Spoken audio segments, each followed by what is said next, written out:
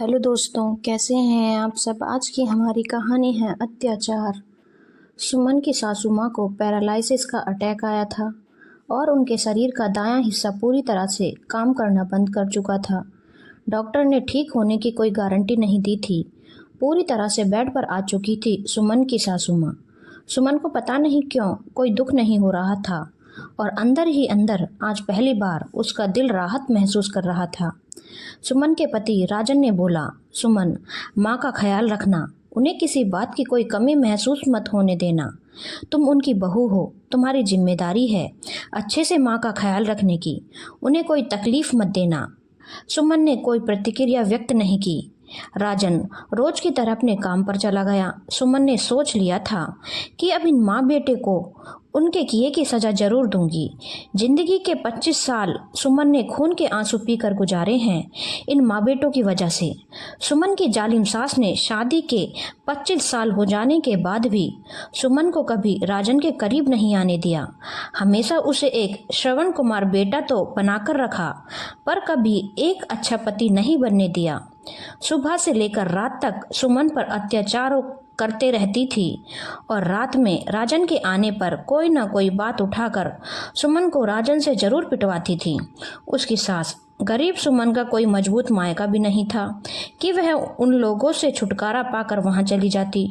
2 बच्चे भी हो गए थे जिनकी जिम्मेदारी थी। खून के आंसू पीकर अपने दोनों बेटों को पाला था उसने, और अब दोनों बेटे शहर चले गए थे कमाने के लिए। दोनों बेटों ने बचपन से ही सुमन के ऊपर हो रहे अत्याचारों को देखा था और उसे अपने साथ ले जाना चाहते थे, पर सुमन ने बोला वह उनके साथ जरूर जाएगी, पर कुछ वक्त के बाद। पता नहीं, शायद सुमन इसी वक्त का इंतजार कर रही थी। सुमन की अब कोई मजबूरी भी नहीं थी राजन के साथ रहने की। शाम को जब राजन आया तो देखा उसकी माँ वैसे ही बिस्तर पर पड़ी हुई है। सुमन ने उसकी माँ को ना कोई खाना पानी दिया है और ना ही माँ की दैनिक क्रिया करवाई है। पूरा बिस्तर गंदा हुआ पड़ा था। राजन यह सब देखते ही सुमन के ऊपर जोर से चिल्लाया, यह सब क्या है सुमन, माँ गंदे में भूखी पड़ी हुई है, तुम्हें शर्म नहीं आती। कहकर राजन ने सुमन के ऊपर हाथ उठाया, जिसे सुमन ने अपने हाथों से पकड़ लिया और बोला, यह हाथ अपने पास ही रखो, खबरदार जो अब मेरे ऊपर हाथ उठाया। बहुत सहेली तुम्हारी हेकड़ी, शादी के 25 सालों तक मजबूर थी तुम दोनों माँ बेटों की हेकड़ी सहने के लिए। फिर दोनों बेटे शहर कमाने चले गए। तब मैं स्वतंत्र थी, कहीं भी जा सकती थी, लेकिन उस वक्त अगर मैं जाती तो तुम लोगों को सबक कैसे सिखाती। पर हाँ, अब सही वक्त है तुम दोनों माँ बेटों को सबक सिखाने का। तुम्हारे माँ की और तुम्हारी नौकर नहीं हूँ मैं। सारी जिंदगी खराब कर दी इस औरत ने मेरी, तो अब अपनी इस माँ की सेवा खुद ही कर लो।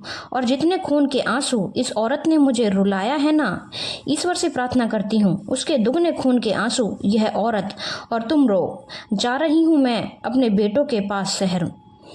बात कर लिया है मैंने उनसे और अब कभी लौटकर तुम लोगों के पास नहीं आऊंगी।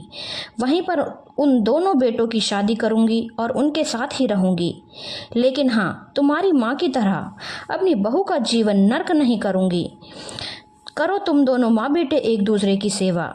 मुझे तुम लोगों की कोई जरूरत नहीं। अगर मैं 5 साल पहले अपने बेटों के पास चली जाती तो इतने सुकून से नहीं जा पाती।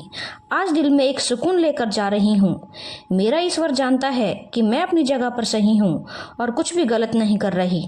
यह तुम लोगों के किए गए पापों की सजा कि सासू माँ आंखों ही आंखों में सुमन से माफी मांग रही थी ताकि वह वहां रुक जाए, लेकिन सुमन अपने लंगड़ाते पैरों से दरवाजे की तरफ जाने लगी, जिस पैर को राजन ने अपनी मां की खुशी के लिए डंडे से मारकर तोड़ दिया था और आज तक सुमन लंगड़ाती थी।